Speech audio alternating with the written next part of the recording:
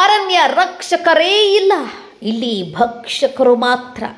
ಹೌದು ವೀಕ್ಷಕರೇ, ಸಚಿವೆ ಲಕ್ಷ್ಮೀ ಹೆಬ್ಬಾಳ್ಕರ್ ಕ್ಷೇತ್ರದಲ್ಲಿ ಮರಗಳ ಮಾರಣ ಹೋಮವಾಗಿದೆ. ಅರಣ್ಯ ಇಲಾಖೆ ಸಚಿವ ಈಶ್ವರ್ ಖಂಡ್ರೆ ಪರಿಸರವಾದಿಗಳು ನೋಡಲೇಬೇಕಾದ ಸ್ಟೋರಿ ಇದು. ಇತಿಹಾಸ ಇರೋ ಲಕ್ಷಾಂತರ ಮರಗಳನ್ನು ಬುಡ ಸಮೇತ ಕಿತ್ತು ಹಾಕಿದ ಭಕ್ಷಕರು. ಜೆಸಿಬಿ ಬಳಸಿ ಮರಗಳನ್ನು ಕಿತ್ತು ಹಾಕಿದ್ದಾರೆ ಭಕ್ಷಕರು.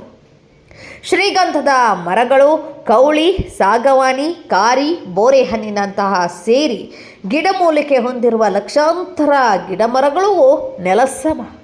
ಬೆಳಗಾವಿ ತಾಲೂಕಿನ ಬಡಾಲ ಅಂಕಲಗಿ ಗ್ರಾಮದಲ್ಲಿ ಅಮಾನವೀಯ ಘಟನೆ. ಕಂದಾಯ ಇಲಾಖೆಗೆ ಸೇರಿದ ಅರಣ್ಯ ಪ್ರದೇಶದಲ್ಲಿ ಮರಗಳ ನಾಶ.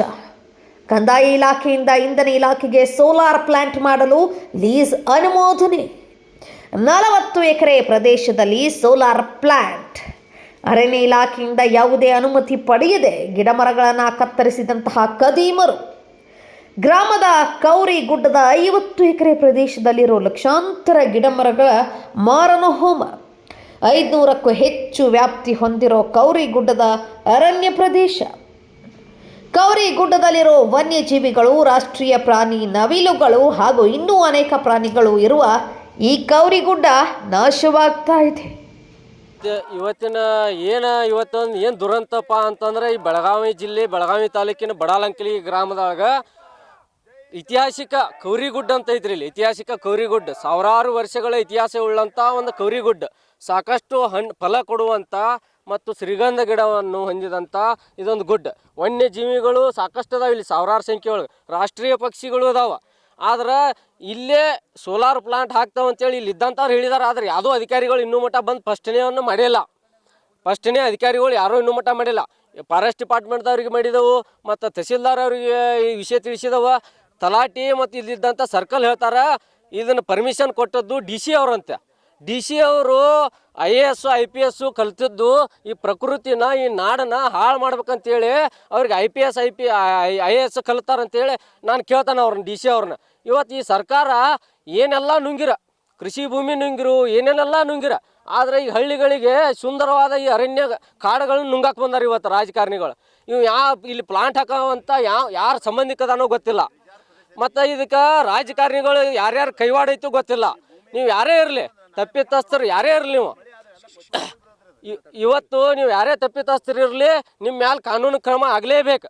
ಆಗಲಿಲ್ಲ ಅಂದ್ರೆ ನಾವು ರೈತ ಸಂಘದಿಂದ ಮತ್ತು ನಮ್ಮ ಬಡಾಲಂಕಲಿಗೆ ಎಲ್ಲ ರೈತರು ನಾವು ಒಕ್ಕಟ್ಟಾಗಿ ಎಲ್ಲ ಸುತ್ತಮುತ್ತ ಹಳ್ಳಿಗಳಿಂದ ರೈತರು ನಿಮ್ಮ ಮ್ಯಾಲೆ ನಾವು ಧರಣಿ ಕುಂದಿರ್ತಾವೆ. ಈ ಸರ್ಕಾರದ ವಿರುದ್ಧ ಧರಣಿ ಕುಂದಿರ್ತಾವೆ ನಾವು. ಯಾಕಂದ್ರೆ ತಪ್ಪಿತಸ್ಥರ ಮೇಲೆ ಶಿಕ್ಷೆ ಆಗಲೇಬೇಕು. ಇಷ್ಟೊಂದು ಲಕ್ಷಾಂತರ ಗಿಡ ಇವತ್ತು ಹಾಳು ಮಾಡಿದ್ದಾರೆ. ಶ್ರೀಗಂಧ ಗಿಡಗಳನ್ನ ಇಲ್ಲಿ ತುಡುಗು ಮಾಡ್ಕೊಂಡು ಹೋಗಿದ್ದಾರೆ. ಕಡದ ಶ್ರೀಗಂಧ ಗಿಡ ಇದ್ದು ಇಲ್ಲಿ ಸಾಕಷ್ಟು ಕಿಮ್ಮತ್ತಿನ್ನು ಅವನು ಸಹ ತುಡುಗು ಮಾಡ್ಕೊಂಡು ಹೋಗಿದ್ದಾರೆ. ನಾನು ಆರೋಪ ಮಾಡತ್ತಾನ. ಯಾಕಂದ್ರೆ ಇದು ಮೇನ್ ಹೊಣೆಗಾರ ಫಾರೆಸ್ಟ್ ಡಿಪಾರ್ಟ್ಮೆಂಟ್ದವ್ರು. ಫಾರೆಸ್ಟ್ ಡಿಪಾರ್ಟ್ಮೆಂಟ್ ಈ ಟೋಟಲ್ 50 ಎಕರೆಗಿಂತ ಮೇಲ್ಪಟ್ಟು ಹಡ್ಡಿದ್ದಾರೆ. ಈಗ ಗಿಡಗಳನ್ನ ಕಡ್ದೇ ಇಲ್ಲ, ಅವನು ಬೇರ್ ಸಕಟ ಹಡ್ಡಿ ಹೋಗಿದ್ದಾರೆ.